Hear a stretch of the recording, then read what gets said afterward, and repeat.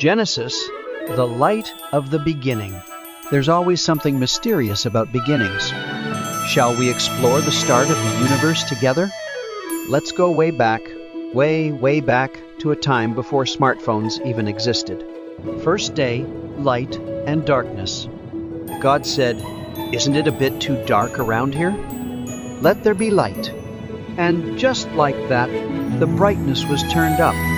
Light and darkness were nicely sorted out. Second day, sky and waters. The next day, God thought, it's hard to have a splash with just water, right? So, he made a ceiling, and we started calling it the sky. Third day, land and vegetation. Swimming around can get boring. Let the land appear. And just like that, dry land was all over the place. Then the plants said, "We'll grow here," and started sprouting up quickly. Fourth day, creation of celestial bodies. Looking up at the night sky, it felt a bit empty without the stars. God appointed the sun for the day shift, and the moon and stars for the night shift. No more getting lost in the dark. Fifth day, fish and birds. The sky and sea were too quiet for his taste. Let's liven things up.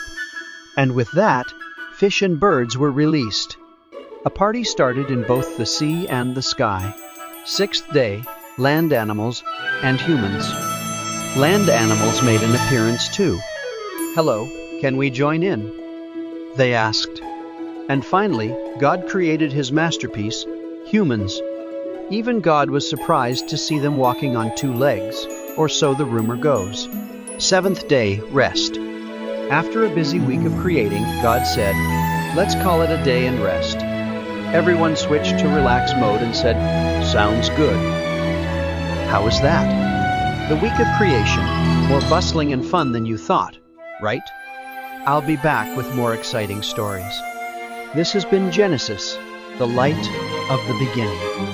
Eve was gazing at the tempting fruit under the tree. The serpent slithered closer and softly whispered, "Eve, doesn't that beautiful fruit look so enticing? Why did God tell you not to eat it?"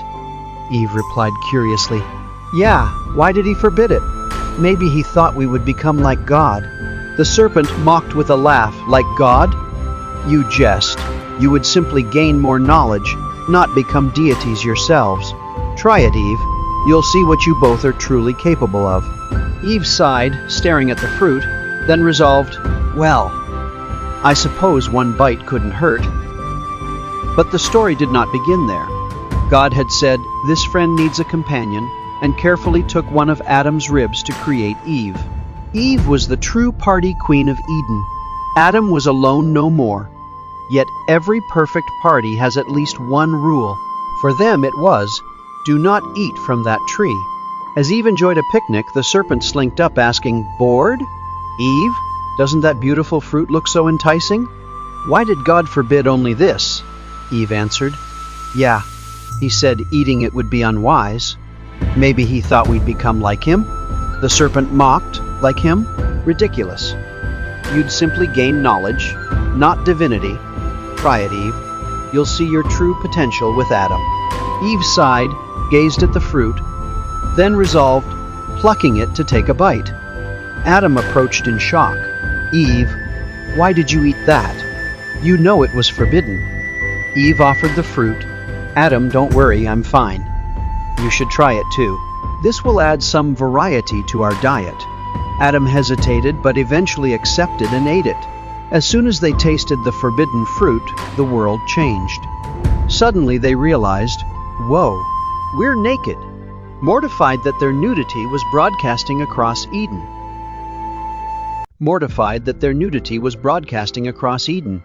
Eve reacted first, "Adam, this won't do. We need some fashion sense." She swiftly gathered nearby leaves to prepare a fashion show. Adam hurriedly joined, barely assembling a stylish leaf ensemble for their first collection. Thus, they improvised the Eden collection, sparking their own little fashion revolution. Yet the guilt lingered long after the show ended. Adam and Eve realized God would arrive soon. At that moment, Eden fell utterly silent. "God is coming, hide," Eve whispered. They quickly hid amid the garden's bushes, but God walked calmly, calling their names. Adam? Eve? Where are you? Like a shepherd seeking lost sheep, God's voice carried worry and love. From behind the bushes, Adam could barely reply. Here, we're here. We were ashamed, so we hid. His voice shook, for God saw every last leaf around their waists. As Adam and Eve emerged sheepishly, guilt larger than one apple filled their faces. God spoke solemnly, Adam, Eve, I know you disobeyed my command. Why did you eat that forbidden fruit? Adam's voice trembled. Eve gave it to me. She took the first bite, then had me eat it too. Eve protested. The serpent deceived me. He said nothing would happen if we ate it. God said with disappointment, the serpent shall be cursed to slither on his belly forever. Adam, Eve, you must also leave this garden now. Go forth on the path you chose. You must make your own way. Before Adam and Eve departed Eden, God looked upon them one last time. Disappointment and sadness filled his gaze, yet compassion remained. God gifted them leather garments he had made to prepare them for the harsh world ahead. Adam, Eve, follow the path you chose. But the world beyond will be utterly different from all you've known. Wear these clothes to shield you from the cold winds and rains. God's tone was still solemn, yet carried an underlying warmth of protection. Adam and Eve looked to each other, receiving and donning the leather garments. They were not mere clothes, but a gift symbolizing God's enduring love and care. And so Adam and Eve ventured forth from the perfection of Eden into the true world. Their story reminds us of the importance of choices and responsibility for their consequences. Consider how the small choices we make each day, and the subtle changes they bring, shape our lives. Eden's gate has closed, yet an endless road of possibilities lies before us. Dawn's first light, two brothers stood, one a shepherd true, the other tilled the wood. Their offerings rose towards heavens above, but only one found favor, a divine sign of love. Oh King, what twisted your soul? Hang these flames consumed, burnt out of control.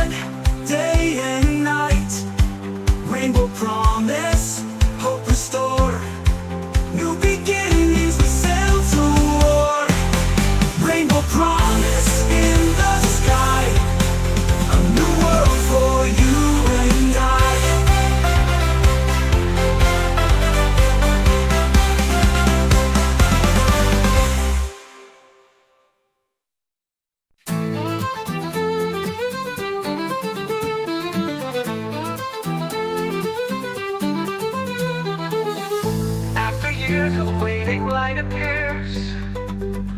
Abraham and Sarah's prayers are heard. Isaac's son of promise finally born. Their home is filled with joy untold. Faith's journey with God by our side. Through trials we go, towards the promise we ride. Faith's journey, it guides us along. Heavenly will, each step makes us strong. Father and son climb the mountain high. Heavy hearts and feet, they slowly rise. Beloved son placed upon the altar stone. Abraham's blade raised to heaven's throne. Faith's journey with God by our side. Through trials we go, towards the promise we ride. Faith's journey, it guides us along. Heavenly will, each step makes us strong.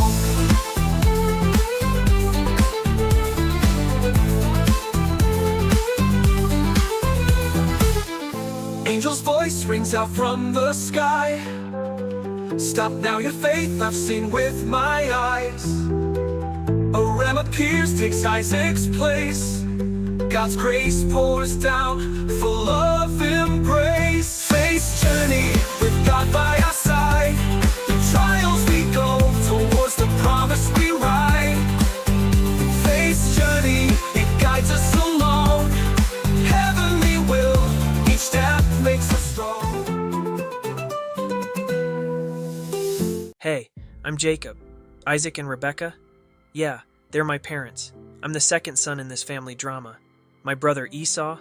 Man, he couldn't be more different. He's all muscles and outdoor vibes. Dad's always had eyes only for him. Me? I'm more of a kitchen guy. Hanging out with Mom, cooking up a storm. Sometimes I feel like such a loser for it. Like, why can't I be more like my bro, you know? Esau's all about that hunter life, and I'm here perfecting my recipe game. We're so different, it's crazy. But I never thought I'd end up wanting something he had. Just thinking about it now makes my stomach churn. Yo, Jacob, I'm starving, bro. That stew you're cooking? I can smell it from a mile away. Hunting was a total bust today. Haven't eaten all day. Your cooking skills are fire, man. Hook me up with some of that stew, will ya? Esau, I'll give you this stew, but how about you sell me your birthright? I just want Dad to notice me for once, to be as strong as you. Wait, what? Jacob, are you for real right now? Ugh, fine. Whatever. I'm too hungry to care. Do what you want. And just like that, I got Esau's birthright. I thought my life would change, you know. But looking back, that's when everything started to go downhill. Come here, Esau. It's time for me to give you my blessing, my firstborn. You've always been my pride and joy. Dad, it's me, Jacob. I followed Mom's plan. I tricked you. This is so messed up. I just wanted your love so badly. Please, can you forgive me? Dad, please bless me too. Anything, please. Jacob, how could you do this? We're brothers, for crying out loud. I've already given all my blessings to Jacob. Oh, Esau, what have I done? I could hear the despair in Esau's voice, and man, I could feel his anger like it was burning me. That's when it hit me, the enormity of what I'd done. When I heard Esau was planning to kill me, I had to bolt. I was terrified, thought I'd lose everything. But you know what? The guilt of what I'd done? That was eating me alive even more. On the run, I had this crazy dream. Saw angels going up and down this ladder between heaven and earth. Then boom, God's voice. Jacob, you're not alone. I've got your back. I lost it, right there. Broke down crying. Could I ever be forgiven? Years went by, and I decided I had to face Esau again. Scared out of my mind that he'd reject me, but I knew I had to make things right. Own up to my mistakes, beg for forgiveness, try to patch up this whole brother thing. Jacob, you're back. I hated you for so long. But time does its thing, you know. Made me realize we're brothers. Nothing changes that. Jacob, I forgive you, man. Let's start over. Esau, thank you. I don't deserve this. But now I get it. What being brothers really means, what true forgiveness is. Bro, let's make a fresh start. This time, let's really try to understand and love each other, okay?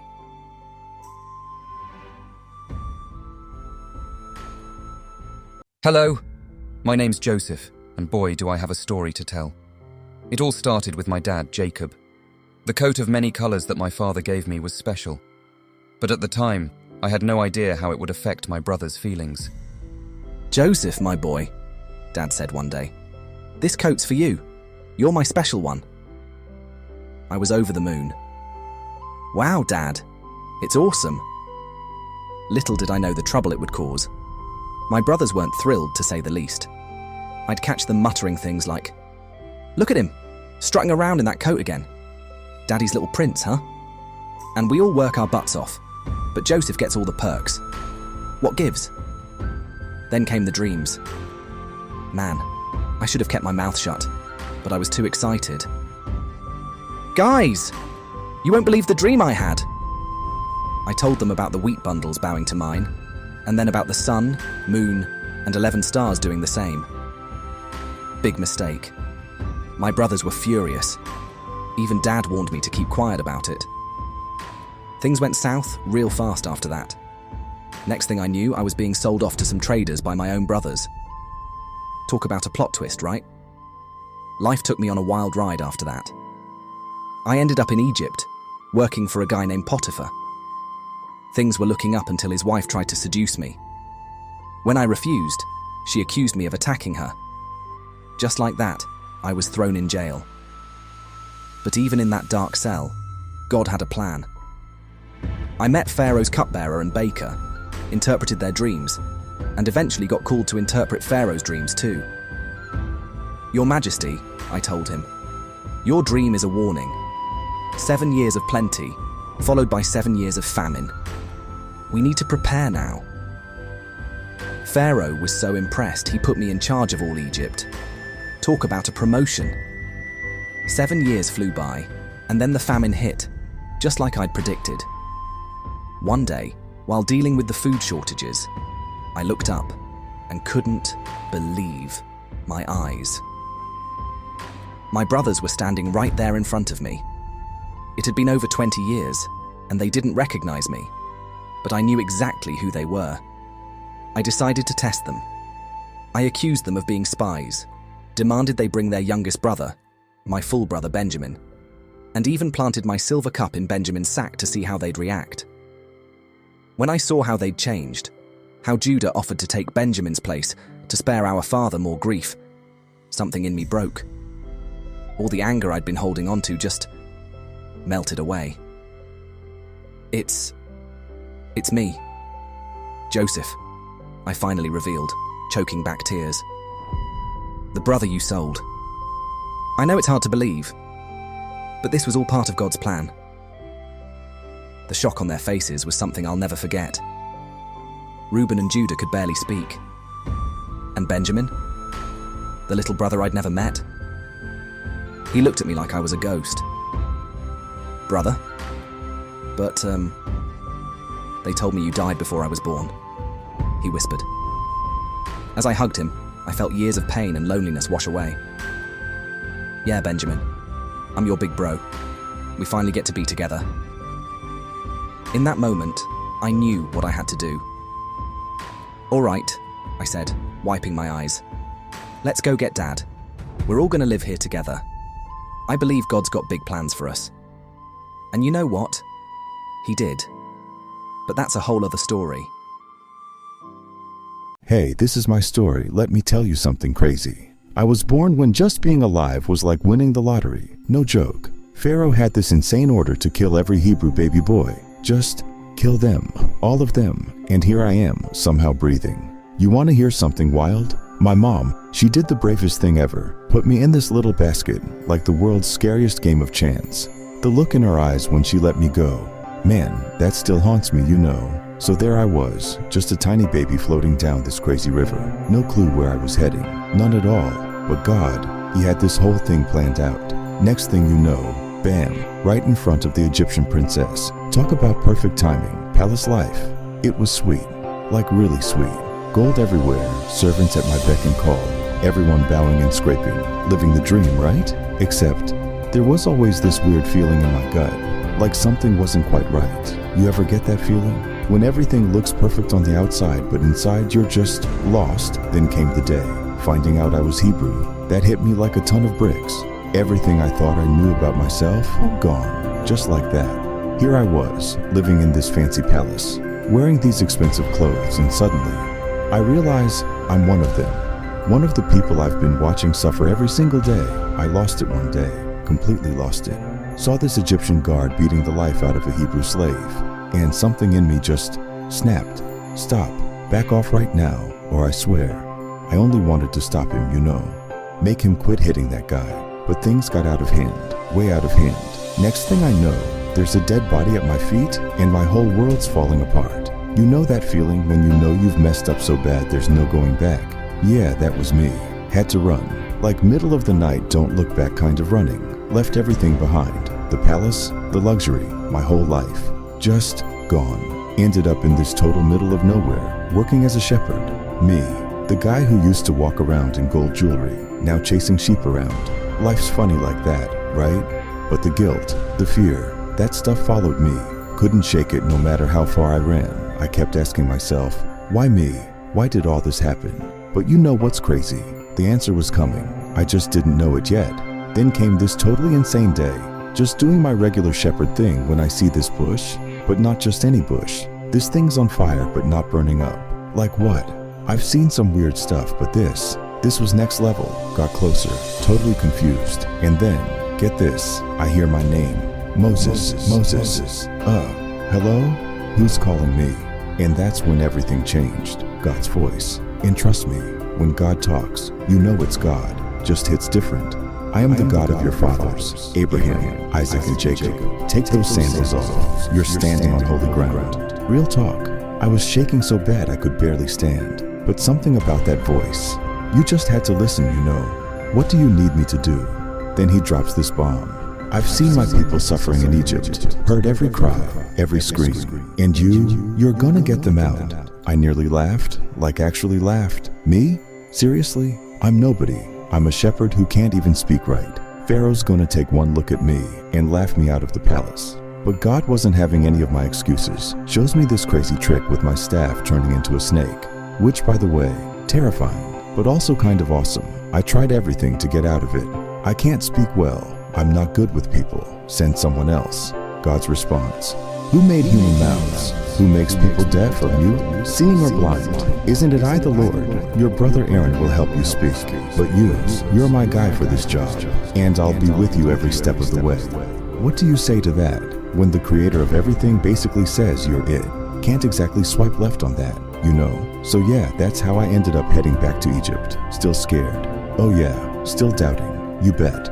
But sometimes the biggest moments in your life come when you're absolutely terrified, but you take that step anyway. And let me tell you, what happened next? That's when things got really interesting.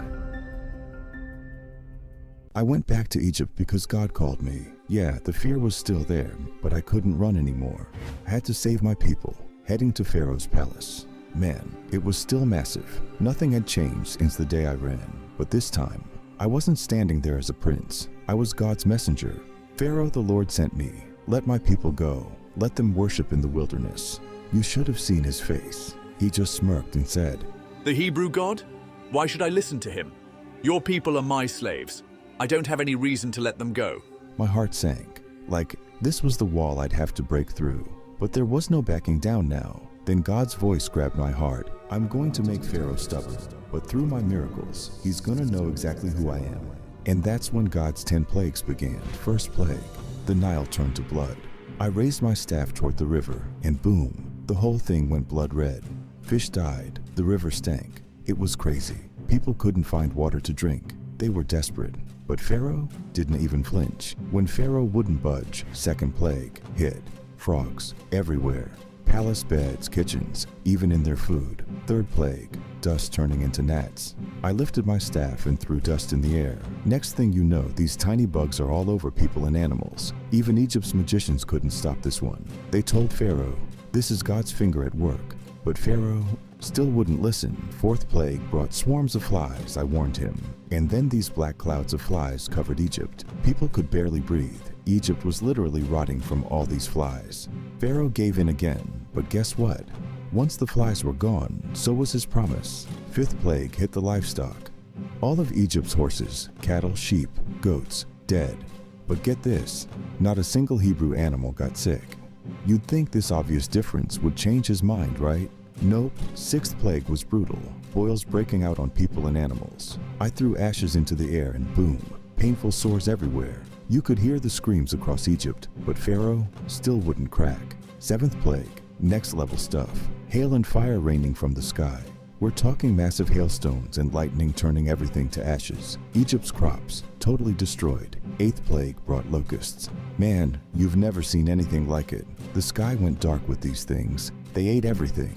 Whatever food was left, every leaf, every plant. The ground turned black. People were starving. Pharaoh surrendered again, but once the locusts left, same old story. Ninth plague was pure darkness. I raised my hand to the sky, and get this, Egypt went pitch black for 3 days. Like, couldn't see your hand in front of your face dark. Nobody could move, nobody could see each other. But where our people lived, light, clear as day. Pharaoh lost it. Fine, go, but leave your livestock. I stood my ground. We're taking everything with us. He exploded. Get out, and don't you dare show your face again. Then came the final plague, the big one. God told me, tonight, every firstborn in Egypt will die. But your people, mark your doorposts with lamb's blood. Death will pass over those houses.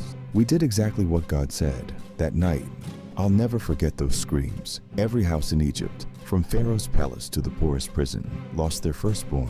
Pharaoh finally broke. Get out. Take your people. Take your God. Just leave Egypt. Never let me see you again. We left. After 400 years of slavery, we were finally free. But Pharaoh changed his mind one last time, started chasing us with his army. Picture this, endless Red Sea in front of us, Egyptian chariots behind us. People were freaking out. Did you bring us out here to die? I lifted my hands to the sky. Don't be afraid. Watch God fight for you. Then God said, raise your staff over the sea. I did it. And what happened next? Mind-blowing. The sea literally split in half. Walls of water on both sides, dry ground in the middle. We walked through, right through the middle of the sea. Still can't believe it when I think about it. Egyptian army followed us in, but at the last moment, I raised my staff again. Lord, complete our salvation. The waters crashed back together. Every chariot, every soldier, gone. We survived. We were free. And right then, it hit me. God keeps his promises. When you hold on to faith, even in your scariest moments, that's when miracles happen. That's our story, from slaves to free people. I'll never forget how God was with us every step of the way. We crossed the Red Sea, got our freedom. Epic victory, right? But man, that wasn't the end. Not even close. You know what we faced? An endless desert. Picture this. Sand hot enough to burn through your sandals. Air so hot it scorches your lungs, and wind that whips sand right into your face. But honestly, that wasn't even the scariest part. 3 days in, we ran out of water. People's lips were cracking, kids were crying, and everyone started saying they'd rather be slaves back in Egypt. Moses, did you bring us out here just to die? Real talk, I was scared too. I mean, who wouldn't be? So I shouted to the sky, God, what are we supposed to do? We can't just die out here. That's when God's voice boomed down. Watch this. I'm about to rain down food from heaven, but heads up, this isn't just about feeding you. It's a test. Let's see if they'll follow my instructions. Then it happened. This weird stuff started falling from the sky, like white flakes. Get this, it was snowing in the middle of the desert. People thought they were losing their minds. What is this stuff? Try it. It tastes like honey wafers. That was manna, bread from heaven literally. Showed up every morning, but here's the funny part. If you got greedy and took too much, next day, total waste, all spoiled. But water, that was a whole other crisis. People were about to riot. Then God comes up with this solution that made me do a double take. See that rock over there? Hit it. What? The rock. God was like, I'll be standing right there on that rock. When you hit it, water's gonna flow out for everyone to drink. Just do what I say. I was like, what? But the moment I hit that rock with my staff, boom, water came gushing out like a fire hydrant. Imagine that, crystal clear water shooting out of bone-dry rock. Absolute insanity. Then came Mount Sinai. Now that was next level. The whole mountain wrapped in smoke, lightning cracking everywhere. thunder shaking the ground, like a Michael Bay movie, but real. Through all that epic scene, God's voice shook the whole mountain. I am the Lord your God who brought you out of Egypt. Time for some ground rules. This is how you're going to live. Then came the 10 Commandments. No other gods but me. No making idols. Don't throw my name around. Keep the Sabbath holy. Honor your parents. No murder. No cheating on your spouse. No stealing. No lying about others. And don't go wanting what's not yours. But when I came down, oh man, our people had made a golden calf and were having a full-on party. 40 days. That's all it took to forget God. You have no idea how mad I was. I took those heavy stone tablets and just smash right down the mountain.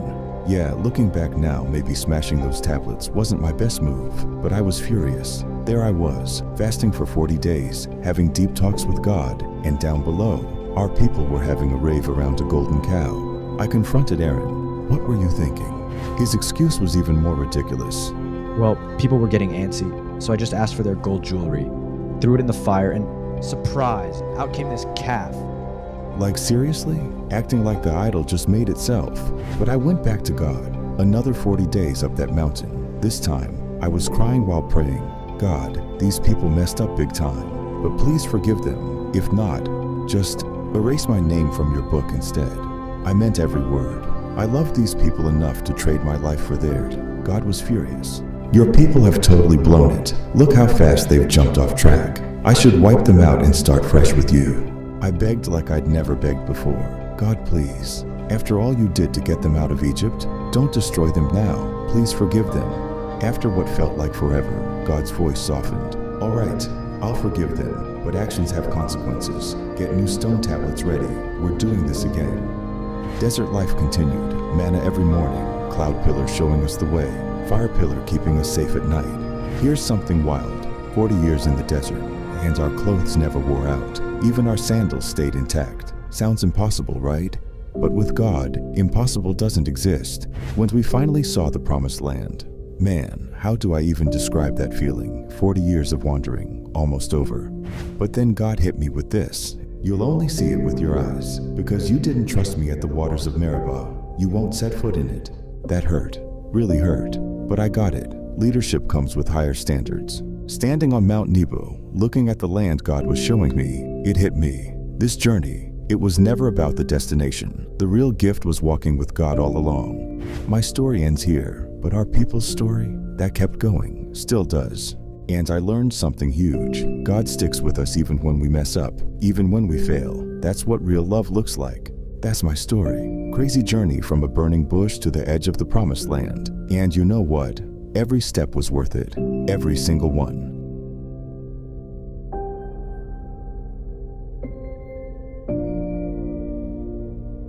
Hey, I'm Joshua, Moses' most trusted warrior and his right-hand man. The things I've seen? You probably won't believe this. I watched the Red Sea split in half, saw bread literally rain down from heaven. For 40 years, we were led by pillars of fire and cloud. Sounds crazy, right? And now, we were facing Canaan, the promised land. But here's the thing, it wasn't ours yet, and we couldn't just walk in. Some seriously powerful people were living there. That's when God spoke to Moses. Send one spy from each tribe. So 12 of us were chosen. Me and my friend Caleb were among them. Being a spy? Sounds cool, right? But sneaking into enemy territory? Man, my heart was about to burst. You know that moment when we first stepped into that land? Total shock. After 40 years in the desert, seeing Canaan was just mind-blowing. Rivers flowing, fields full of crops, trees loaded with fruit. It was exactly what they called it. The land flowing with milk and honey. But wait, there's more. The walls, they reached up to the sky, and the people living there, they looked like giants to us. Caleb and I were hiding on this hill, watching them, barely daring to breathe. That's when this quiet prayer came from my heart. God, are you really giving us this land? Want to hear something funny? Right then, this weird certainty hit me. Yeah, these people were strong, their walls were high, and we probably looked weak. But if God was on our side, who cares about all that? We decided to bring back some evidence. And this is where it gets hilarious. The grapes were so huge it took 2 guys with a pole just to carry 1 cluster. Can you picture that? That's how rich this land was. 40 days later, everyone was waiting for us back at camp. We showed them those grapes and said, "Look, this is what grows there. It really is a land flowing with milk and honey." But then, the other spies started talking. Wait a minute. Yeah, the land is amazing, but what we saw, Their voices started shaking. we looked like grasshoppers. Compared to them, there's no way we can win. The whole camp went into panic mode instantly. People started wailing, even talking about going back to Egypt. My heart was pounding. Caleb suddenly stood up. Everyone, quiet. Let's go up and take this land right now. We can do this. I found my courage and shouted too. People, God is on our side. This is the land he promised us. What's there to be afraid of? But people just wouldn't listen.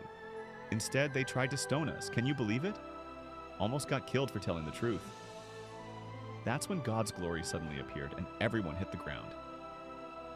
God's voice made us all tremble. How long will these people refuse to believe in me? After all the miracles I performed right in front of them. That's when I knew. Something big was about to go down. God's verdict was harsh. Fine. They'll spend 40 years in the wilderness they're so afraid of. Only Joshua and Caleb will see the promised land. When those words hit, my heart sank. 40 years? Back to the wilderness? But that became our destiny. 40 years later, now I'm the leader of Israel. Moses. He's not with us anymore. His last words to me still echo in my ears. Joshua, be strong and courageous. God said the same thing. Don't be afraid, Joshua. I'll be with you. So here we are, facing the Jordan River. The same land I saw 40 years ago is just across there. This time it's going to be different. That moment crossing the Jordan, I'll never forget it. Just like when we saw the Red Sea split 40 years ago, God showed us another miracle. The moment the priest carrying the ark stepped into the water, the river split in 2, and then there it was, Jericho. Those walls we'd heard so much about. Looking at them up close, even more intimidating. How were we supposed to bring these down? That's all anyone could think about. But God's battle plan? When I first heard it, I was like, wait, what? March around the city. Once a day for 6 days? On the 7th day, march around it 7 times and blow the trumpets. Just march around it? That's it? I mean, normally, what would you do? Attacking a city needs chariots, weapons, strategy meetings, right? But God was just telling us to walk around it. No weapons, no siege engines, nothing. The first day, I still remember how the Jericho people reacted. At first they were tense, but then it turned into mockery. We could hear them laughing and taunting us from the walls. What are they doing? Are they crazy? Is this supposed to be some kind of strategy? Second day, third day, doing the same thing over and over. Honestly, even our soldiers were getting tired. Someone whispered, "Joshua, is this really going to work?" I just told them to trust God, but truth is, I had questions in my mind too. On the 7th morning, we moved before dawn. This was different. Not 1 lap, but 7. 5 laps, 6 laps. By the time we hit that 7th lap, everyone's legs were shaking. That's when I shouted, "Blow the trumpets! Let out your war cry!" The trumpets blasted and thousands of voices pierced the sky. And then, boom! It started with a small tremor, but it grew and grew, and suddenly those massive walls started crumbling like a sandcastle. People couldn't believe their eyes. Neither could I. The invincible walls of Jericho, the ones no army could break, just collapsed at the sound of our shouts. After that, we conquered Canaan piece by piece. The mistake at Ai and what we learned from it, the covenant with the Gibeonites and that battle with the 5 kings. I'll never forget when God made the sun and moon stand still. Finally, we took the land. just like God promised. We're not wanderers anymore. We're the owners of this land. I learned something. God's ways can be completely different from what makes sense to us. Sometimes you don't have to understand. You just need to obey. It took 40 years, but he kept his promise. All we had to do was believe and obey. God's promises never fail. That's my story. From Moses' warrior to God's general. And isn't it amazing how it all started with one choice? That moment 40 years ago when we said, we can do this while looking at the land. Sunday.